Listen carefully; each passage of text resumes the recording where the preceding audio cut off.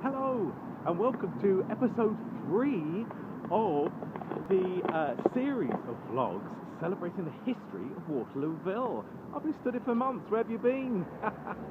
I'm only messing. I'm sorry it's taken so long to get this third episode out, but I have been very busy eating.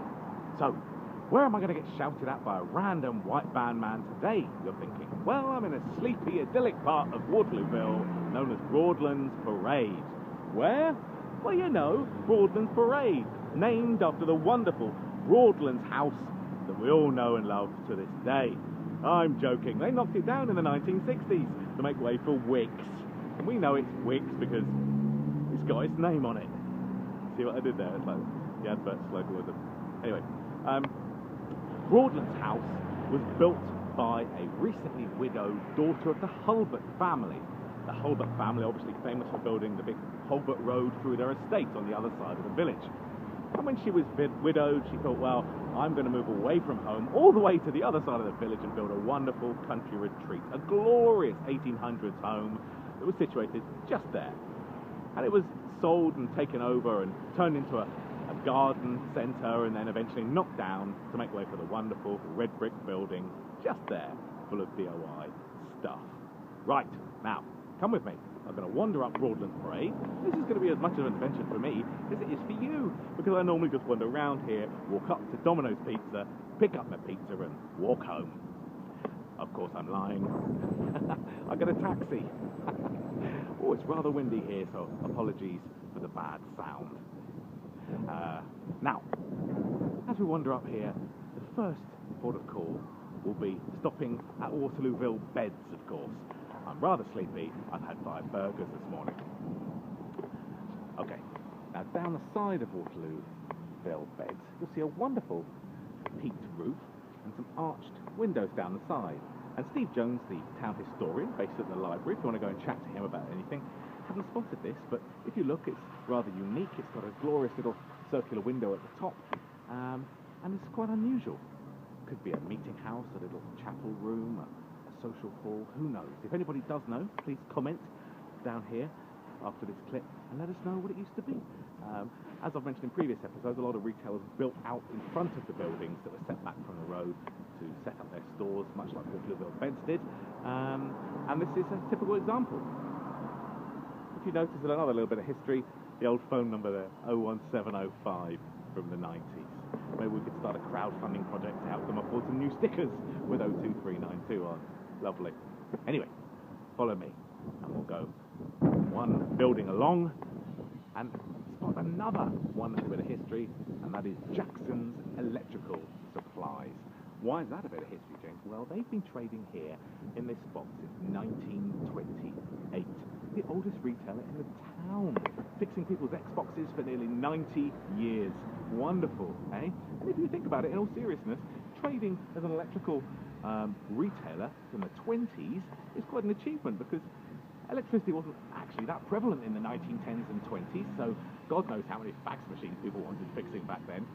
Keep supporting local business and bring your Dyson Hoovers here. Okay, good. Let's move on. I'm going to cross the road and point out a row of buildings that you pass every day, but again, probably not really thought about. And that is, of course, behind me now, Wellington Terrace. This row of cottages all the way along here with its wonderful higgledy-piggledy roofs is over 150 years old. Wellington Terrace, built in the 1860s as part of the Wellington development, and now is home to the Light Chinese takeaway, the opticians, solicitors, and of course, Vivaldi Hair, where I go to every day. Next to it, of course, is the Wellington pub, but in between is the Wellington Club, now part of the pub, but originally was an exclusive club for billiards and shall hate me. Right, continue along with me, and let's go down the side of the Wellington pub.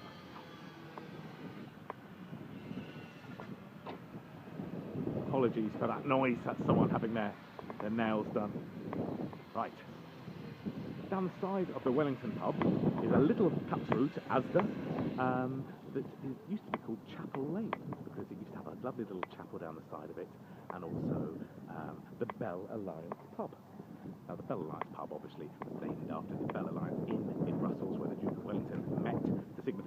fighting at the Battle of Waterloo, and that was taken over, the Bell Alliance, just down Chapel Lane here, and the chapel, all bought by an entrepreneur, and the fields behind it, because of course most of this was fields, and he knocked it all down, built the huge Queen's Hotel that was roughly the size of the building we have here, that houses Ladbrokes. And he presumed that he could continue the license held by the Bell Alliance and sell alcohol at the Queen's Hotel. And the parish council said, no, you can't do that. We've got far too many inns and breweries and alehouses in the village as it is. You can't sell alcohol, you can't just transfer the license, matey. So he continued to trade at this hotel as a temperance hotel for decades, not selling any alcohol. As all the people stopped on their way from Portsmouth to Horndean and beyond in their carriages, didn't sell alcohol. A temperance hotel surviving without alcohol in Waterlooville. Who knew that was possible? Anyway, as we look further along here, this lovely light blue building that we'll see was the pharmacist for the village. And as was their wont back then, they also were printers and stationers and chemists. And this was in the 1880s, when the light railway, the Horndean Light Railway, started arriving every day from Portsmouth into Horndean and all the way through, as people enjoyed their day trips into the countryside. Amazing how things turn around, isn't it? Now we can't wait to get out of Waterlooville. Anyone want a game of frisbee down the beach? So here we are. Now, with all these new tourists to the town, well, the village, Charles Marshall, a budding photographer, decided to rent a little bit of space here at the back of the pharmacist and start processing his photographs and taking photographs of the local area to sell to the people arriving on their day trips. And it turned out so well, and business was so good for him, that he actually moved to bespoke premises on the other side of the town, where we can hear all this noise coming from, which we all know as Focus Sounds, where of course you can get your limited edition vinyls, CDs and DVDs. No, you can't. You didn't support it, so it closed down. Keep supporting business in Waterlooville. Now, Charles Marshall, the wonderful photographer, is responsible for many of the photographs that show the history of Waterlooville to this day and the surrounding area. If you go, if you enjoy a Guinness at 9 o'clock in the morning, you can go to the Wetherspoons pub, the Denmead Queen, just up the road, and have a little wander around whilst you're drinking and getting a little bit sloshed for 11s, and enjoy some of the photographs and bits of history all around that pub. Wonderful little insights if you've got the time. Again, if you look at this building behind me, this is the building that Charles Marshall moved to and set up, and it continued trading until the 80s, selling photographs and frames and commissions. But you wouldn't think this is an old building, would you? Over 90 years old, because again, the roof's been converted, it's been repointed and done up, but recently it has had a lovely plaque remembering Charles Marshall put in the centre. And if you look very closely when you come here, you will see in the black paintwork here, you can actually read the word Marshall. Lovely. Good old Charles Marshall. It's thanks to him we have most of the mementos to this day. Now, back to the Wellington pub. Why not? To end this little episode. June 1862. Ned and Eliza Lee arrived outside the Wellington pub on their long journey down to the stables, put their horse and cart away, and are arguing very loud. They settled for the evening. The next morning they woke up and again were heard arguing very, very loudly. An hour or two into their journey up to Horndean, and the policeman of Waterloo Village was called. Because Ned had murdered Eliza Lee in a fit of rage and passion and jealousy, no doubt. He was arrested, he gave himself up, and was put in the cell in the village and went quietly. He was taken to the courts and was deemed unfit for trial because he'd gone insane and crazy. He was put in Salisbury Lunatic Asylum, and this story went all over the country. It was in the news as far as the Huddersfield Herald in the 1860s. And after 3 months, Ned had died of a broken heart, refused to eat or talk. And it's said to this day that on a Friday or a Saturday night around Waterlooville, you can hear screaming and shouting and fighting outside every pub in the land. What a sad tale. Well, that's it from me for episode 3. Please do keep supporting Waterlooville and the shops and stores around it.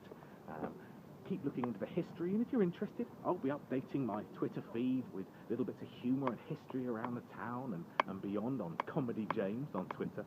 You can find me hosting Comedy All-Stars in November and December in Horndean. And if you see me in the street, shout out my name, James, and go and give me a hug. Why not?